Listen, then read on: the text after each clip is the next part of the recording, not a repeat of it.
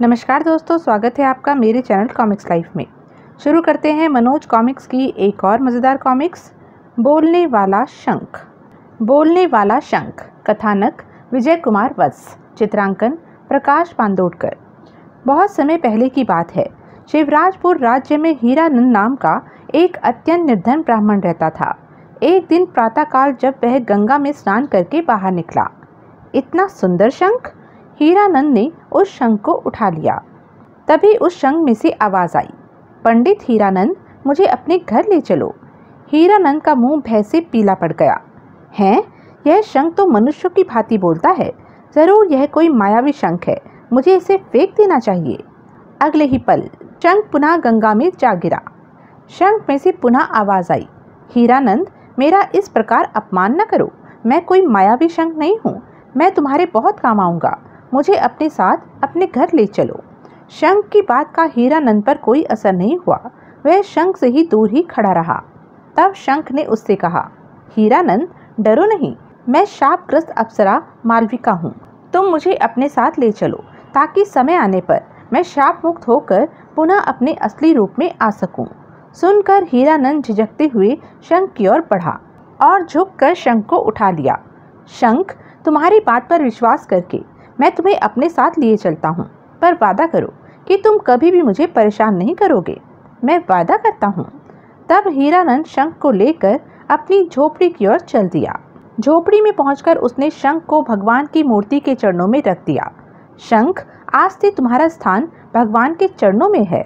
हीरानंद, भगवान के चरणों में मुझे रखकर तुमने मेरे ऊपर बहुत बड़ा उपकार किया है। अब मेरा जीवन सफल हो जाएगा। फिर हीरानंद ने भगवान की पूजा अर्चना की। तत्पश्चात शंख से आवाज़ आई, हीरानंद, अब तुम मुझे उठाकर बजाओ। लेकिन क्यों? हीरानंद, तुम मुझे बजाओ तो सही। देखना, मुझे बचाते ही तुम्हारी गरीबी दूर होती चली जाएगी। अच्छी बात है। हीरानंद ने शंख को उठाकर बजाया। तत्पश्चात उसने शंख को गंगा जल से धोकर पुनः भगवान की मूर्ति के चरणों में रख दिया। उस शंख ने उससे कहा, हीरानंद, अब तुम झोपड़ी के बाहर जाकर देखो। शिवराजपुर के लोग दान दक्षिणा, फल आदि व वस्त्र आदि लेकर तुम्हारी झोपड़ी की ओर आ रहे होंगे। यह कैसे हो सकता है? आज तक तो किसी ने मेरी झोपड़ी की ओर रुख भी नहीं किया। हीरानंद, तुम बाहर जाकर देखो तो सही। अच्छी बात है। हीरानंद हैरान सा झोपड़ी से बाहर निकला और सामने की ओर देखकर चौंक पड़ा। अरे, यह तो वास्तव में लोग मेरी झोपड़ी की ओर चले आ रहे हैं। शीघ्र ही लोग उसके सामने आकर रुके। पंडित हीरानंद जी, मेरी ओर से इन वस्त्रों को ग्रहण करो। हीरानंद जी, मेरी ओर से यह अन्न दान में लो। पंडित जी, मेरी ओर से ये फल ग्रहण करके मुझे कृतार्थ करो। सब लोग उसे अपनी अपनी लाई वस्तुएं दे और उसे प्रणाम कर वापस लौट गए। यह सब शंख का चमत्कार है। शंख के कारण ही लोग इस प्रकार आदर सहित मुझे ये वस्तुएं दे गए हैं। उस दिन से यही क्रम बन गया। प्रातः गंगा स्नान से लौटकर हीरानंद भगवान की पूजा करता, तत्पश्चात शंख बजाता। फिर शिवराजपुर के निवासी उसे विभिन्न प्रकार की भेंट पूजा दे जाते। पंडित जी, मेरी ओर से इस गाय को स्वीकार कीजिए। शंख के प्रभाव से हीरानंद के दिन अच्छे गुजरने लगे। अब उसकी झोपड़ी सदा फल, मेवों व विभिन्न प्रकार की वस्तुओं से भरी रहने लगी। धीरे धीरे बोलने वाले शंख की चर्चा सारे शिवराजपुर में फैल गई। पंडित हीरानंद के पास एक अद्भुत बोलने वाला शंख है। सुना है उस शंख से निकलने वाली आवाज मन को मोह लेती है। तुमने ठीक सुना है भाई, पंडित हीरानंद के हाथ कोई करामाती शंख लग गया है। होते होते शंख की चर्चा राजमहल तक भी पहुंची। एक निर्धन ब्राह्मण के यहाँ बोलने वाला शंख?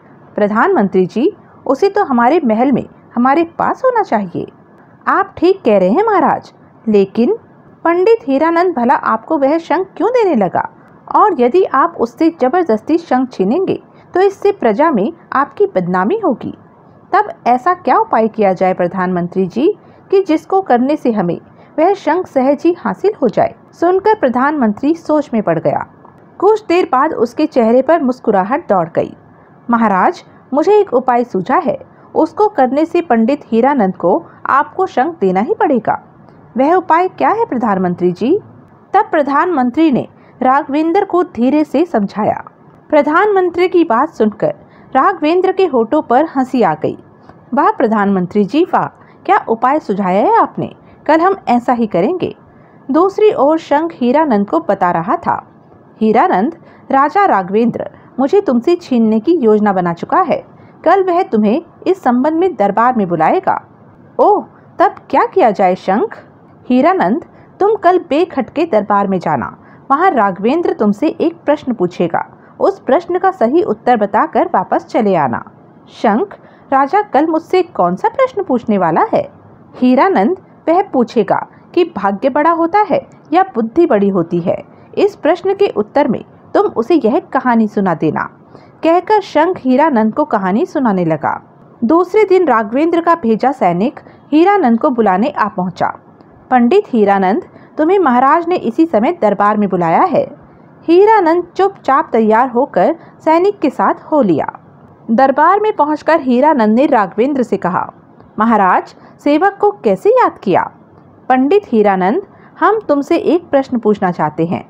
यदि तुमने हमारे प्रश्न का उचित उत्तर नहीं दिया तो मैं तुम्हारा वह बोलने वाला शंख तुमसे छीन लूंगा, जिसके बल पर तुम बिना कुछ दिए रोज बढ़िया भोजन व अन्य सामग्री प्राप्त करते हो। महाराज, पूछिए, आप मुझसे कौन सा प्रश्न पूछना चाहते हैं? तो हीरानंद, बताओ, भाग्य बड़ा होता है या बुद्धि बड़ी होती है? महाराज, आपके प्रश्न के उत्तर में मैं आपको एक कहानी सुनाने जा रहा हूँ। उस कहानी से ही आपको आपके प्रश्न का उत्तर मिल जाएगा। ठीक है, सुनाओ, कौन सी कहानी सुनाना चाहते हो? महाराज, बहुत दिन हुए एक बार एक संकरे पुल पर दो दिशाओं से आते हुए भाग्य और बुद्धि की भेंट हुई। तब भाग्य ने शान से अकड़ते हुए बुद्धि से कहा, बुद्धि, तुम मेरा रास्ता छोड़ दो, पहले मैं पुल पार करूंगा। बुद्धि ने अकड़कर भाग्य से कहा, क्यों छोड़ दूं रास्ता? क्या मैं तुमसे छोटी हूँ जो तुम्हारा आदेश मानूं? बुद्धि, व्यर्थ का विवाद न करो, तुम मुझसे छोटी हो और छोटी ही रहोगी। विवाद बढ़ गया। दोनों अपने को एक दूसरे से बड़ा सिद्ध करने पर तुल गए। बातों से कोई हल नहीं निकल रहा था। सो अंत में भाग्य बुद्धि से बोला, इस प्रकार लड़ने झगड़ने से कोई हल नहीं निकलेगा। क्यों न हम अपने झगड़े का निर्णय व्यावहारिक परीक्षण द्वारा कर लें। मुझे मंजूर है। तो आओ, किसी उचित पात्र की तलाश में चलते हैं। चलो। दोनों पुल से उतरकर खेतों की ओर चल दिए। पास ही एक खेत में हरिया नाम का युवक अपने पिता मंगलू के साथ खेत में हल चला रहा था। हल चलाते हरिया पर बुद्धि और भाग्य की दृष्टि पड़ी। शक्ति परीक्षण के लिए यह युवक ठीक रहेगा। तुम्हारा इस विषय में क्या विचार है बुद्धि? विचार उत्तम है भाग्य। तब बुद्धि, आगे बढ़कर तुम इस युवक के मस्तिष्क में प्रवेश कर जाओ। पहले तुम अपनी शक्ति श्रेष्ठता का प्रदर्शन करो। ठीक है। बुद्धि अदृश्य हो हल चलाते हरिया के मस्तिष्क में प्रवेश कर गई। मस्तिष्क में बुद्धि के प्रवेश करते ही हरिया की तर्क शक्ति प्रबल हो उठी। वह सोचने लगा, हल चलाते चलाते सारी उम्र अपने पूर्वजों की तरह मर मिटूंगा, फिर भी एक मनचाहा कपड़ा लत्ता नहीं पहन पाऊंगा। लानत है ऐसी जिंदगी पर। मन में यह विचार आते ही हरिया ने हल चलाना छोड़ दिया। यह देखकर मंगलू चौंका। बेटा, हल चलाना बंद क्यों कर दिया? बापू, अब मुझसे यह जानलेवा घिसा पिटा काम न होगा। हरिया, क्या कह रहा है तू? मैं ठीक कह रहा हूँ बापू। मैं दूसरे नगर जाकर धन कमाऊंगा और वहाँ से धनवान होकर वापस लौटूंगा। हरिया ने हल पटक दिया और वहाँ से चल दिया। बेटा, रुक जाओ। हरिया, रुक जाओ। मंगलू पुकारता ही रह गया, पर हरिया उसकी बात सुने बिना आगे चलता चला गया। चलते चलते वह एक वन में पहुंचा। वहाँ उसकी भेंट एक महात्मा से हुई। हरिया, तू धनी आदमी बनने के लिए घर बार व देश छोड़कर निकला है। हाँ महात्मा जी। तो सुन हरिया, तू महिपालपुर राज्य चला जा। वहाँ की राजकुमारी स्वर्णलता गूंगी है। महिपालपुर के राजा महिपाल सिंह ने घोषणा की हुई है कि जो भी गूंगी राजकुमारी को वाणी देगा वह उसी के साथ स्वर्णलता का विवाह कर देगा। स्वर्णलता से विवाह करने के लोभ में कितने ही राजकुमार अपना भाग्य आजमा चुके हैं, पर असफल रहे। तुम वहां जाकर अपनी किस्मत आजमाओ। महात्मा जी, जब राजकुमार ही इस कार्य में सफलता न पा सके तो फिर मैं भला राजकुमारी को कैसे वाणी दे सकता हूँ? हरिया, निराश न हो, मेरा आशीर्वाद तुम्हारे साथ है। बस तुम राजकुमारी से अपनी बुद्धि का प्रयोग करके कोई ऐसा प्रश्न पूछना जो बुद्धिमानी से भरा हुआ हो। राजकुमारी तुम्हारे प्रश्न को सुनकर तत्काल ही बोल उठेगी। यदि ऐसा है तो मैं महिपालपुर अवश्य जाऊंगा। हरिया ने महात्मा को प्रणाम किया और महिपालपुर की ओर चल दिया। महिपालपुर पहुंचकर वह राजा महिपाल सिंह से मिला। महाराज, मैं राजकुमारी स्वर्णलता को वाणी दे सकता हूँ। महिपाल सिंह ने निराशा से उसकी ओर देखा। बहुत से गुणी आए और असफल होकर चले गए। तुम भी अपनी कोशिश करके देख सकते हो। महाराज, आप मुझे राजकुमारी स्वर्णलता के पास पहुंचा दीजिए। ठीक है, मैं अभी तुम्हें राजकुमारी के पास लेकर चलता हूँ। महिपाल उसे राजकुमारी स्वर्णलता के कक्ष में लेकर पहुंचा। यही है हमारी बेटी राजकुमारी स्वर्णलता। स्वर्णलता ने गर्दन उठाकर उन दोनों की ओर देखा तक नहीं। तब महिपाल को संबोधित करते हुए हरिया बोला, महाराज, मैं आपको अपनी एक आप बीती सुनाता हूँ। कहानी सुनकर आप कृपया मुझे उचित परामर्श देना। सुनाओ कहानी युवक। अब बुद्धि ने अपना चमत्कार दिखाया। बुद्धि के प्रभाव से हरिया ने महिपाल को एक कहानी सुनानी शुरू की। महाराज, हम 3 मित्र थे। एक काष्ठशिल्पी था, दूसरा दर्जी था और तीसरा मैं था। एक बार जंगल से जाते हुए काष्ठशिल्पी ने एक वृक्ष की जड़ से एक रूपवती लड़की का निर्माण किया। दर्जी ने अपनी पूरी कारीगरी दिखलाते हुए उसके लिए सुंदर सुंदर वस्त्र बनाए। अब मेरी बारी थी। मैं जड़ी बूटियों का ज्ञान रखता हूँ, सो मैंने एक जड़ी का रस लकड़ी की उस प्रतिमा के होठों पर टपकाया, जिससे वह प्रतिमा मनुष्य की तरह बोलने लगी और वह मधुर मधुर बातें करने लगी। तब हम तीनों मित्र उस लड़की के लिए आपस में लड़ने लगे। पहले मित्र का कहना था कि चूंकि लड़की उसने बनाई है इसलिए वह उसकी है। दर्जी का कहना था कि उसने सही कपड़े पहनाकर उसे इज्जत दी है इसलिए वह उसकी है। और मेरा कहना ये था कि मैंने उसे बोलना सिखाया है इसलिए वह मेरी है। महाराज, अब आप ही निर्णय करें कि उस लड़की पर किसका अधिकार है। हरिया की कहानी सुनकर महिपाल सिंह सोच में पड़ गए, पर राजकुमारी स्वर्णलता तत्काल ही बोल उठी, युवक, निर्णय मैं करती हूँ। उस लड़की पर तुम्हारा अधिकार होना चाहिए क्योंकि तुमने उसे जीवन की सर्वोत्तम निधि वाणी दी थी। हैं? सुनकर हरिया मुस्कुरा उठा। राजकुमारी जी, आपने सही निर्णय लिया है। क्योंकि आपको भी मेरे प्रयत्न से वाणी मिल सकी है इसलिए आज से तुम मेरी हुई। हरिया का कथन सुनकर स्वर्णलता ने शर्मा कर नजरें झुका दी। महिपाल सिंह तो स्वर्णलता को बोलता देख हक्का बक्का रह गया था। ओह चमत्कार, जन्म से गूंगी राजकुमारी बोलने लगी। अब हरिया ने हाथ जोड़कर महिपाल से कहा, महाराज, मैंने अपना कार्य पूरा कर दिया है। अब आप अपनी की हुई घोषणा पूरी कीजिए। युवक, यह स्थान इस प्रकार की बातें करने के लिए उचित नहीं है। तुम मेरे साथ आओ। महिपाल हरिया को अपने कक्ष में लेकर पहुंचा। युवक, मैं तुम्हारा कृतज्ञ हूँ, पर चूंकि तुम निर्धन और छोटे घराने को हो इसलिए राजकुमारी स्वर्णलता के साथ तुम्हारा विवाह होना असंभव है। महाराज, यह आप क्या कह रहे हैं? मैं ठीक कह रहा हूँ युवक। मैं तुम्हें मुंह मांगे हीरे जवाहरात देने के लिए तैयार हूँ। तुम उन्हें लेकर हमारे राज्य से दूर चले जाओ, इसी में तुम्हारी भलाई है। महाराज, मैं सोच भी नहीं सकता था कि आप इस प्रकार अपनी बात से टलेंगे। मैं शर्त के अनुसार राजकुमारी स्वर्णलता से ही विवाह करूंगा।